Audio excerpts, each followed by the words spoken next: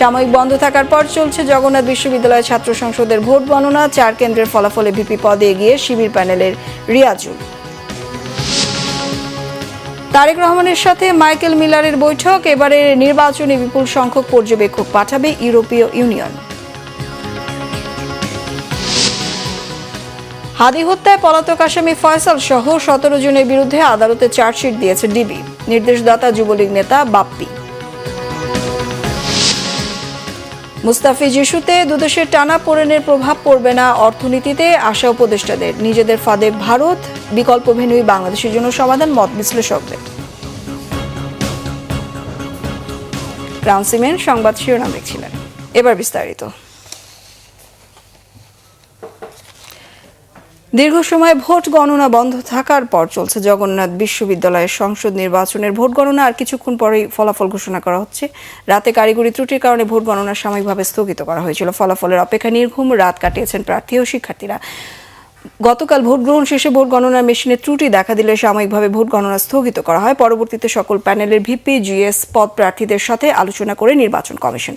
আলোচনা থেকে সিদ্ধান্ত আসে প্রথমে একটি কেন্দ্রে ভোট পরীক্ষামূলকভাবে গণনা করে পরে আবারও ডিজিটালভাবে গণনা করা হবে। মধ্যরাত থেকে আবারও শুরু হয় ভোট গণনা। এর আগে গতকাল সকাল 9টায় শুরু হয়ে বেলা 3টা পর্যন্ত জাকসু হল সংসদ নির্বাচন 39টি কেন্দ্রের 178টি বুথে ভোট গ্রহণ হয়। নির্বাচনে ভোট পড়েছে প্রায় 65%। সব কেন্দ্রে ভোট শেষ হওয়ার পর ব্যালট বাক্স নেওয়া হয় বিশ্ববিদ্যালয়ের কেন্দ্রীয় অডিটোরিয়ামের নিয়ন্ত্রণ কক্ষে।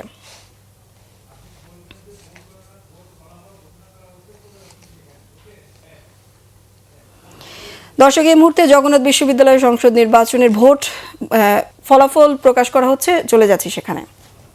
মোহাম্মদ রাকিব হাসান 15, সাধারণ সম্পাদক আব্দুল আলিম আরিফ 123, খাদিজাতুল কুবরা 73, ইভান তাহসিব 46।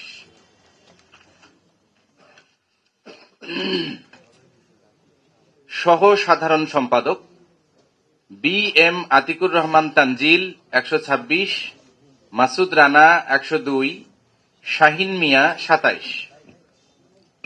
মুক্তিযুদ্ধ ও গণতন্ত্র সম্পাদক অনিক কুমার দাস 147, মোহাম্মদ নূর নবী 108, খাইরুল হাসান আকাশ 7। শিক্ষা ও গবেষণা সম্পাদক ইব্রাহিম খলিল 120, নুসরাত চৌধুরী জাফরিন 75, মোহাম্মদ শাহরিয়ার জুবায়ের 28।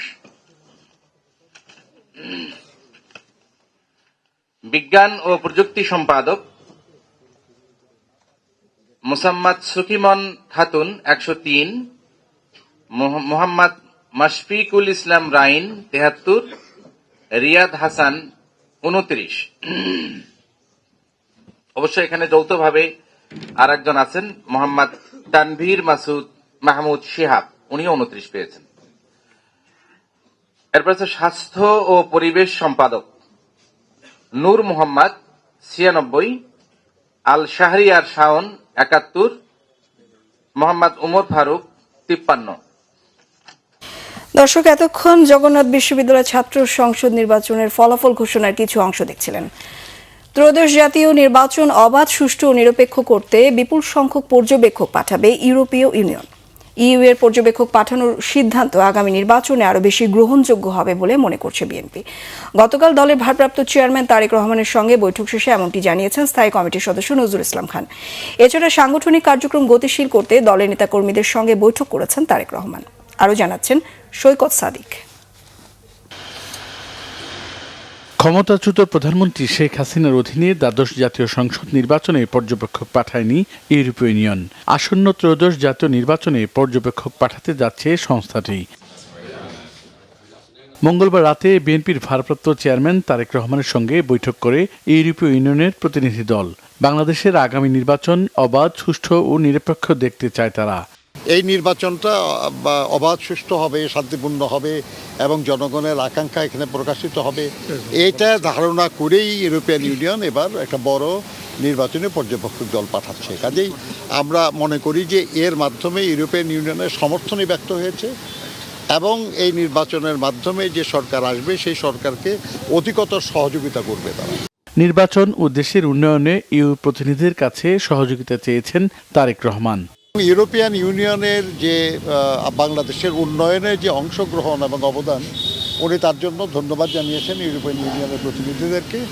নির্বাচন ও দলের সাংগঠনিক কাঠামো শক্তিশালী করতে ব্যস্ত সময় পার করেছে বিএনপির ভারপ্রাপ্ত চেয়ারম্যান। গুলশান কার্যালয়ে ঢাকা 17 আসনের নেতাকর্মীদের সঙ্গে বৈঠক করেন তিনি। এখানে নির্বাচনের কোনো বিষয় এখানে নাই, সংগঠন অ্যাবসলিউটলি সংগঠনকে শক্তিশালী করার জন্য চলমান যে আলোচনা সেগুলো আলোচনা এবং সংগঠনের বর্তমান অবস্থা নিয়ে, দেশের রাজনৈতিক অবস্থা নিয়ে, দেশের রাজনৈতিক অবস্থার প্রেক্ষাপটে বর্তমানে আমাদের কি করা দরকার, এই সমস্ত বিষয় নিয়ে আলোচনা। এদিকে বিএনপির চেয়ারপারসন বেগম খালেদা জিয়ার মৃত্যুতে ঘোষিত 7 দিনের শোকের শেষ দিনে অনেকে গুলশান কার্যালয়ে আসেন সমবেদনা জানাতে। সৈকত সাদিক, বাংলা ভিশন, ঢাকা। মিরপুরের সাবেক ওয়ার্ড কাউন্সিলর ও যুবলীগ নেতা তাইজুল ইসলাম চৌধুরী বাপ্পির নির্দেশে ইনকিলাব মঞ্চের মুখপাত্র শরীফ ওসমান হাদিকে গুলি করে হত্যা করা হয় বলে জানিয়েছেন ঢাকা মহানগর গোয়েন্দা পুলিশের অতিরিক্ত কমিশনার শফিকুল ইসলাম। তিনি বলেন, আওয়ামী লীগ ও নিষিদ্ধ ছাত্রলীগের বিরুদ্ধে অবস্থান নিয়ে হত্যা করা হয় হাদিকে।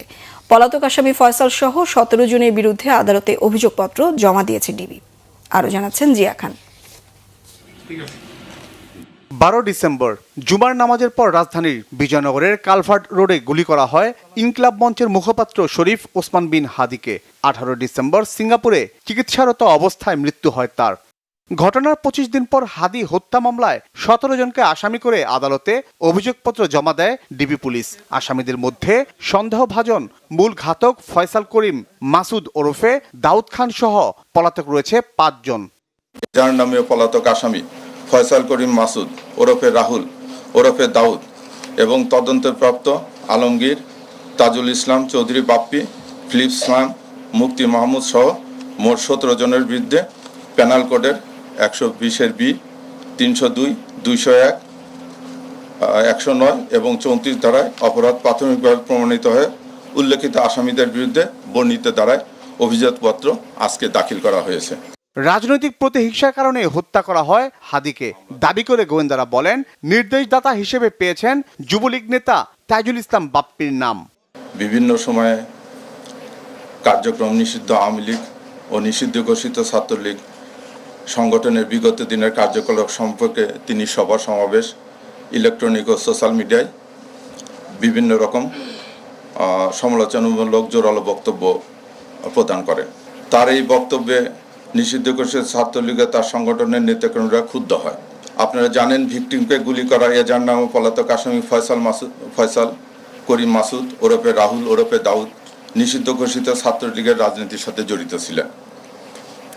শুটার ফয়সাল করিম মাসুদ ওরফে রাহুল ওরফে দাউদ এবং তার সহযোগী আলমগীর হোসেন দয়কে পলায়নের বিষয়ে সার্বিক সহায়তাকারী তদন্তে প্রাপ্ত আসামি তাজুল ইসলাম চৌধুরী বাপ্পি পল্লবী থানা যুবলীগের সভাপতি ও ঢাকা উত্তর সিটি কর্পোরেশনের 6 নং ওয়ার্ডের আওয়ামী লীগ মনোনীত নির্বাচিত কাউন্সিলর ছিলেন।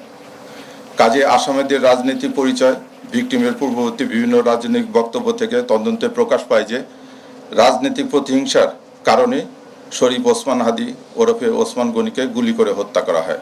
তবে মূল সন্দেহভাজন ফয়সাল ও তার সহযোগী আলমগীরের অবস্থান শনাক্তে কাজ করছেন গোয়েন্দারা। জিয়া খান, বাংলা ভিশন, ঢাকা।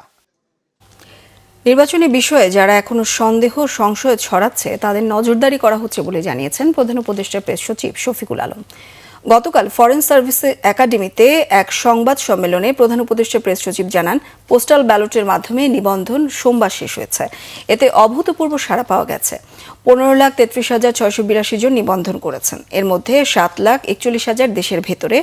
বিষয়টিকে ঐতিহাসিক বলেছেন প্রধান উপদেষ্টা ডক্টর মোহাম্মদ ইউনূস। নির্বাচন ও গণভোটের প্রচারণার জন্য ভোটের গাড়ি অভূতপূর্ব সাড়া ফেলেছে। বর্তমানে 10টি গাড়ি অংশ নিলেও তা বাড়িয়ে 30টি করা হয়েছে। দ্বিতীয় ধাপে প্রচারণা 9 জানুয়ারি শুরু হয়ে চলবে 31 জানুয়ারি পর্যন্ত। শফিকুল আলম আরও জানান, দেশের ইতিহাসে সবচেয়ে বড় 3টি ইভেন্ট ওসমান হাদির জানাজা, তারেক রহমানের দেশে আসা এবং বেগম খালেদা জিয়ার জানাজা। এর মধ্যে আইনশৃঙ্খলা বাহিনীর সক্ষমতা নিয়ে সরকারের আত্মবিশ্বাস বেড়েছে। যশোরে রানা প্রতাপ বৈরাগী চরমপন্থী রাজনীতির অভ্যন্তরীণ শিকার। এটাকে সাংবাদিক ও ধর্মীয়ভাবে প্রচার চালানো হচ্ছে বলে অভিযোগ করেন প্রেস সচিব। নির্বাচন কমিশনের বিরুদ্ধে একটি দলের প্রতি পক্ষপাতিত্বের অভিযোগ তুলেছে এনসিপি। সিএসির সঙ্গে বৈঠক শেষে দলটির মুখপাত্র আসিফ মাহমুদ সজীব ভুঁইয়া বলেন, প্রশাসন ও বিভিন্ন গোয়েন্দা সংস্থার লোকেরা একটা পার্টি অফিসকে কেবলা বানিয়ে ফেলেছে। দেশ আরেকটি পাতানো নির্বাচনের দিকে গেলে জুলাই অভ্যুত্থানের মতো আবারও রাজপথে নামার হুঁশিয়ারি দেন তিনি। এদিকে মনোনয়নপত্র গ্রহণ ও বাতিলের সিদ্ধান্তের বিরুদ্ধে নির্বাচন কমিশনে আপিলের 2 দিনে মোট আবেদন জমা পড়েছে 164টি। আরও জানাচ্ছেন আসমা আক্তার নূপুর। জাতীয় নির্বাচনের মনোনয়নপত্র বাছাইয়ে রিটার্নিং অফিসারের সিদ্ধান্তের বিরুদ্ধে আপিলের দ্বিতীয় দিনে ইসিতে মোট 122টি আবেদন জমা পড়েছে। 2 দিনে মোট আপিলের সংখ্যা 164টি। প্রথম দিনের মতো দ্বিতীয় দিনেও নির্বাচনী পরিবেশ ও নির্বাচন ব্যবস্থা নিয়ে কমিশনের সমালোচনা করেন প্রার্থীরা। 1% ভোটারের সইয়ের বিষয়টি অযৌক্তিক বলে দাবি তাদের। আমার সনদপত্রের কপিটা দেওয়া হয়নি, শিক্ষা সনদের, এবং দলীয় প্যাডে অঙ্গীকারনামা দেওয়া হয়েছে, কিন্তু সেটার কি ত্রুটি ওনারা মনে করেছেন এটাকে স্থগিত রাখলেও পারতেন। আমার এখানে যায় 6 জনের ভুল পাইছে, তার মধ্যে 2 জনের ঠিকানা পায়নি, অথচ আমি দেখেছি তাদের ঠিকানা আছে, বাস্তবে তারা বসবাস করতেছে সেই এলাকায়।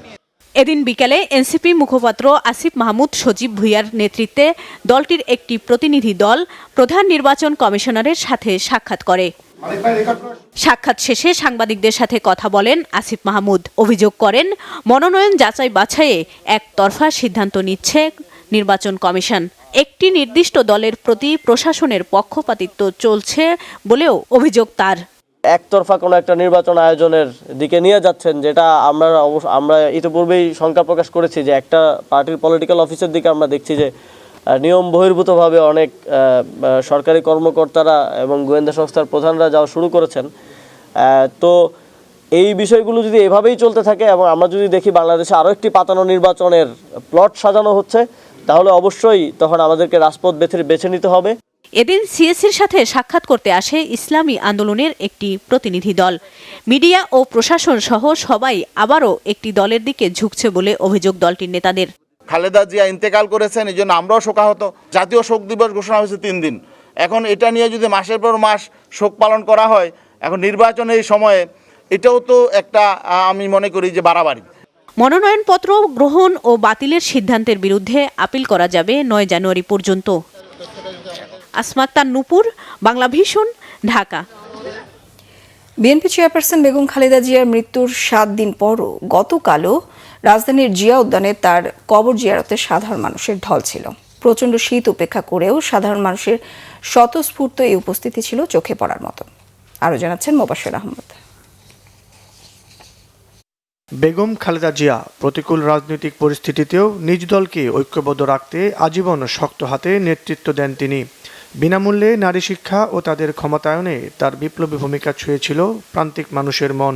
আর তাই বেগম জিয়ার প্রয়াণে এখনও ব্যথিত বিভিন্ন শ্রেণী পেশার মানুষ। টানা 1 সপ্তাহ ধরে দূর দূরান্ত থেকে রাজধানীর জিয়া উদ্যানে আসা হাজারো মানুষের স্বতঃস্ফূর্ত ভালোবাসা আর ফুলের শ্রদ্ধায় সিক্ত বেগম জিয়ার সমাধিস্থল।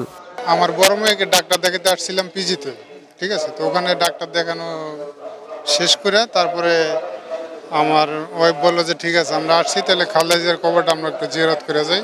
ওনার মারাতে হঠাৎ করে আমরা অনেক শোক পাইছি, এখন ওনার কবর জিয়ারত করতে আসছি। খালেদা জিয়া মারা গেছে, আবেগে আসছি, বলতে পারি না, মানে মনটা অন্যরকম। দোয়া করি আর খালেদার কাছে দোয়া করি। খালেদা জিয়ার কবরটা একটু জিয়ারত করবো দেখার লাগা, তো সময় পাই না, যেমন আজকে পাইছি, এজন্য নোয়াখালী হাতিয়ার থেকে আসছি। রাজনীতির সাথে জড়িত নয়, কিন্তু বিএনপি সমর্থন করেন এমন অনেকের পাশাপাশি কবর জিয়ারত করে বিভিন্ন স্কুল ও মাদ্রাসার শিক্ষার্থীরাও। এসেছিলেন ক্রীড়াঙ্গনের মানুষেরাও।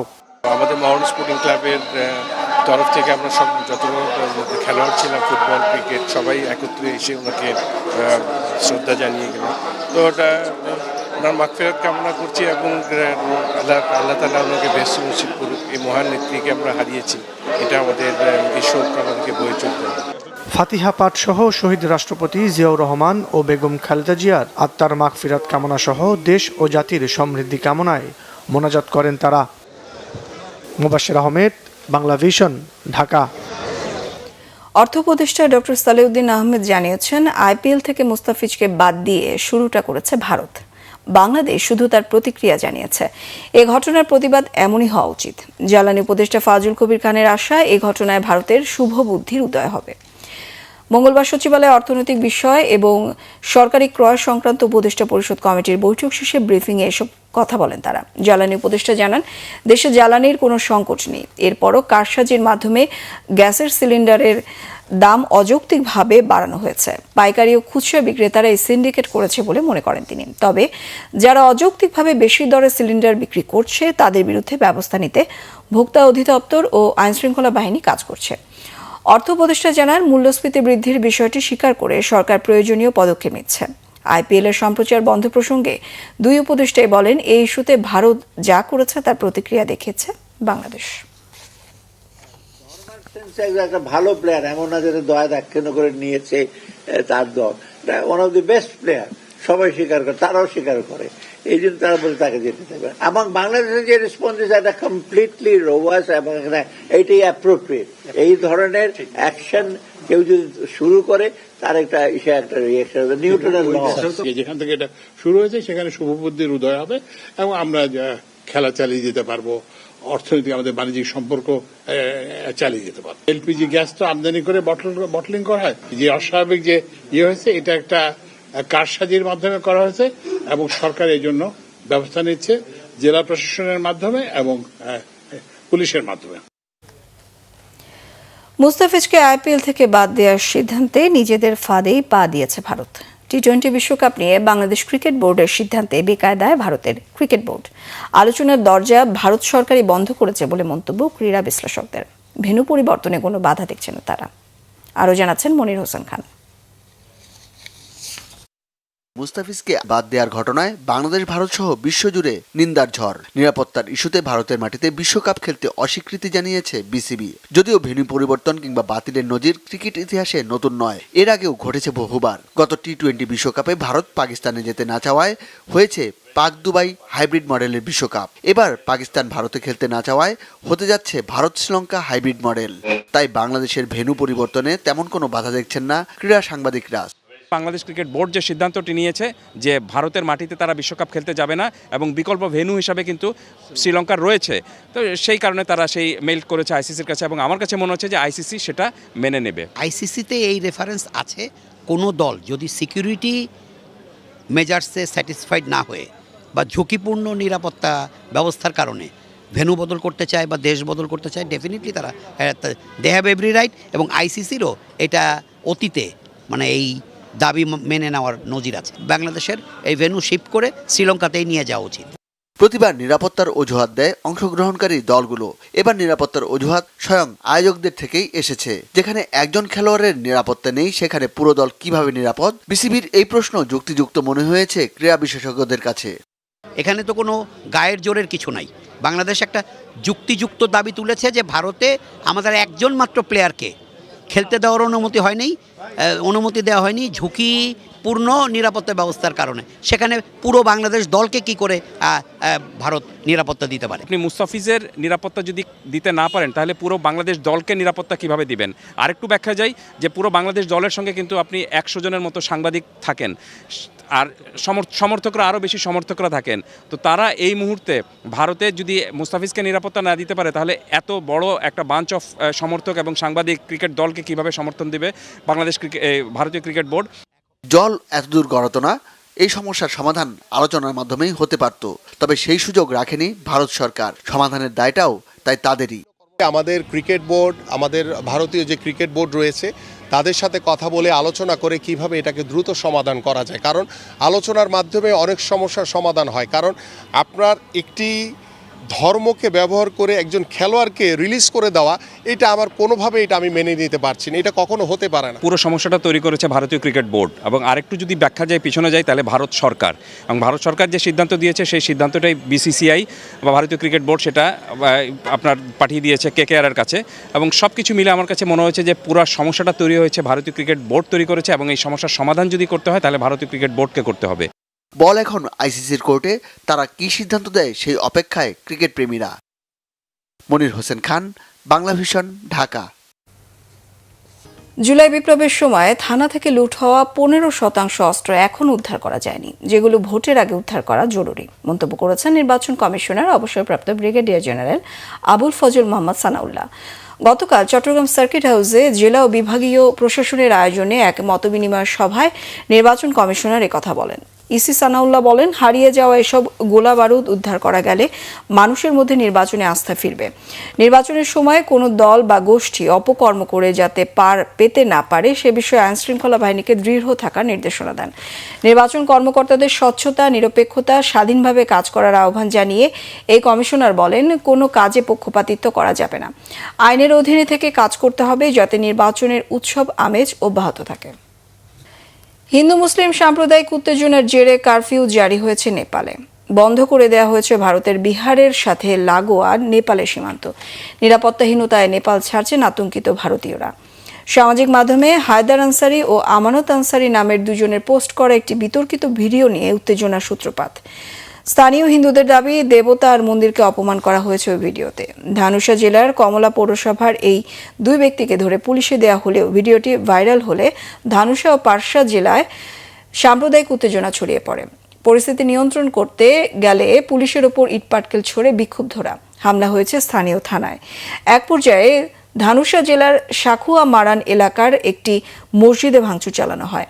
এমন অবস্থায় স্থানীয় সময় সোমবার সন্ধ্যা 6টা থেকে মঙ্গলবার সকাল 8টা পর্যন্ত কারফিউ জারি করা হয় ভারত সীমান্তের কাছাকাছি বীরগঞ্জ শহর সহ আশপাশের এলাকায়। এমন পরিস্থিতিতে ভারতের বিহার লাগোয়া সীমান্ত বন্ধ করে দিয়েছে ভারতের কেন্দ্রীয় পুলিশ বাহিনীর সশস্ত্র সীমা বল SAB। ক্রিকেট প্রসঙ্গ। আইপিএল বিতর্কে 3 দিন নিশ্চুপ থাকার পর অবশেষে মুখ খুলেছেন মোস্তাফিজুর রহমান। বাংলাদেশের এই চ্যাম্পিয়ন বোলার ফেসবুকে নিজের ছবি পোস্ট করে সন্ধ্যায় লিখেছেন, দৃষ্টি মাঠে, মন জয়ের দিকে। এদিকে মুস্তাফিজকে আইপিএল থেকে বাদ দেওয়ার ফিসকে নিয়ে নতুনভাবে উৎসাহ দেখাচ্ছে পাকিস্তান সুপার লিগ PSL। সেখানে PSL এর অফিসিয়াল পেজে মুস্তাফিজের ছবি দিয়ে লেখা হয়েছে, ব্যাটসম্যানদের সাবধানে খেলতেই হবে। HBL PSL 11-এ যোগ দিলেন মুস্তাফিজুর রহমান। 26 মার্চ শুরু হবে IPL, সেদিনই শুরু হবে PSL। এই বার্তায় মুস্তাফিজকে PSL এ খেলার আমন্ত্রণই জানানো হলো। এর আগে 6টি ফ্র্যাঞ্চাইজি দল খেললেও এবার প্রথমবার 8টি দল নিয়ে হবে PSL T20। এবার PSL এ মুস্তাফিজের চাহিদা যে অনেক বেড়ে যাবে তা এই ঘোষণায় পরিষ্কার। তাছাড়া IPL ও PSL একই সময়ে হওয়ায় IPL এর ভিড়ে পাকিস্তান সুপার লিগে দক্ষ বিদেশি ক্রিকেটার পাওয়া নিয়ে অনিশ্চয়তা রয়েছে। তাই T20-র অন্যতম সেরা বোলার মুস্তাফিজকে বাড়তি গুরুত্ব দিচ্ছে PSL কর্তৃপক্ষ। এদিকে IPL-এ মুস্তাফিজের চুক্তি বাতিলের ঘটনাকে পুরো ক্রিকেট বিশ্বের জন্য লজ্জাজনক বলেছেন পাকিস্তানের সাবেক অধিনায়ক শহীদ আফ্রিদি। পাকিস্তানি অলরাউন্ডার বলেছেন, বাংলাদেশ সঠিক সিদ্ধান্তই নিয়েছে। ICC-কে এখন প্রমাণ করতে হবে তারা ইন্ডিয়ান ক্রিকেট বোর্ড নয়, ইন্টারন্যাশনাল ক্রিকেট বোর্ড। সংবাদ শেষ করব ক্রাউন সিমের শিরোনামগুলো আর একবার জানিয়ে। সাময়িক বন্ধ থাকার পর চলছে জগন্নাথ বিশ্ববিদ্যালয় ছাত্র সংসদের ভোট গণনা। 4 কেন্দ্রের ফলাফলে ভিপি পদে এগিয়ে শিবির প্যানেলের রিয়াজুল। তারেক রহমানের সাথে মাইকেল মিলারের বৈঠক। এবারে নির্বাচনে বিপুল সংখ্যক পর্যবেক্ষক পাঠাবে ইউরোপীয় ইউনিয়ন। হাদি হত্যায় পলাতক আসামি ফয়সাল সহ 17 জনের বিরুদ্ধে আদালতে চার্জশিট দিয়েছে ডিবি। নির্দেশদাতা যুবলীগ নেতা বাপ্পি।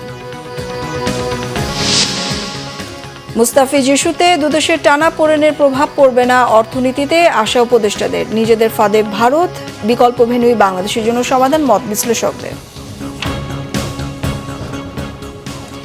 এই ছিল এখনকার মতো। পরের সংবাদ সকাল 10টায়, 9টায় রয়েছে নিউজ টপ 10 দেখার আমন্ত্রণ রইল। এছাড়া বাংলা ভিশন সংবাদ ও সংবাদ সংশ্লিষ্ট অনুষ্ঠান দেখতে ভিজিট করুন www.bbnews24.com ও facebook.com/banglavisionnews।